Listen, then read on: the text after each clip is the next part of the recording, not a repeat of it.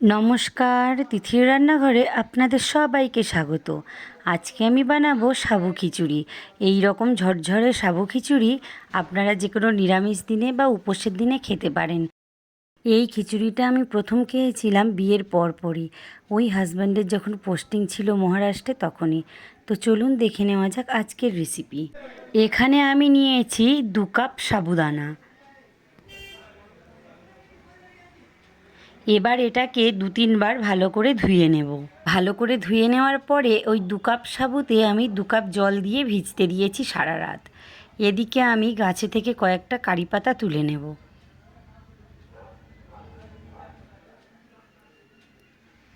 সারা রাত ভেজানোর পর দেখুন সাবুদানাটা ঠিক এই রকম হয়েছে, একটুও কিন্তু জল নেই।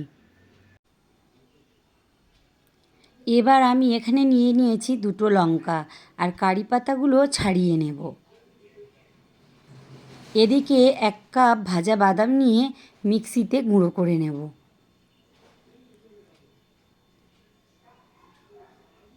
এবার কড়াইতে সাদা তেল দিয়ে দেব।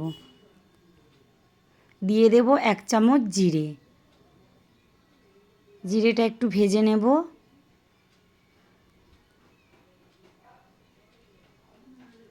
দিয়ে দেব কারি পাতা।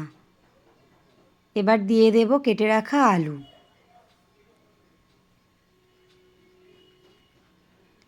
একটু নেড়ে দিয়ে দেব পরিমাণ মতো নুন।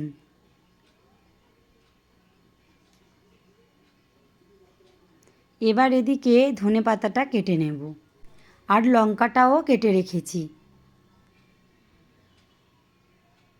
নিয়ে নেব একটা গন্ধরাজ লেবু, এর অর্ধেকের অর্ধেক নিয়ে নেব।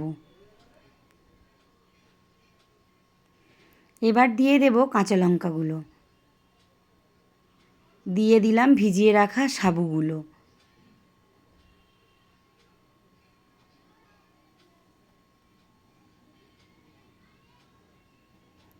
এবার একটু নেড়ে নেব।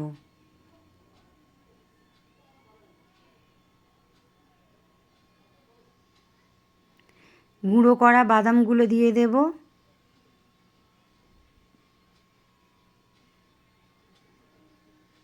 এবার সব কিছুকে একসাথে নাড়তে থাকবো।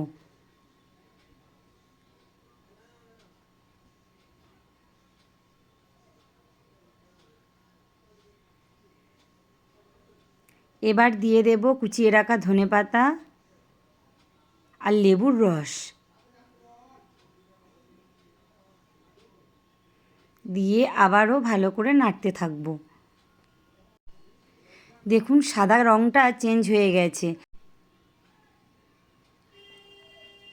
এবার আমি নামিয়ে নেব। সাবুদানাগুলো এই রকম ট্রান্সপারেন্ট হয়ে গেলে বুঝবেন যে সাবুদানার খিচুড়িটা রেডি। শুধু লক্ষ্য রাখতে হবে আলুটা সিদ্ধ হয়েছে কিনা।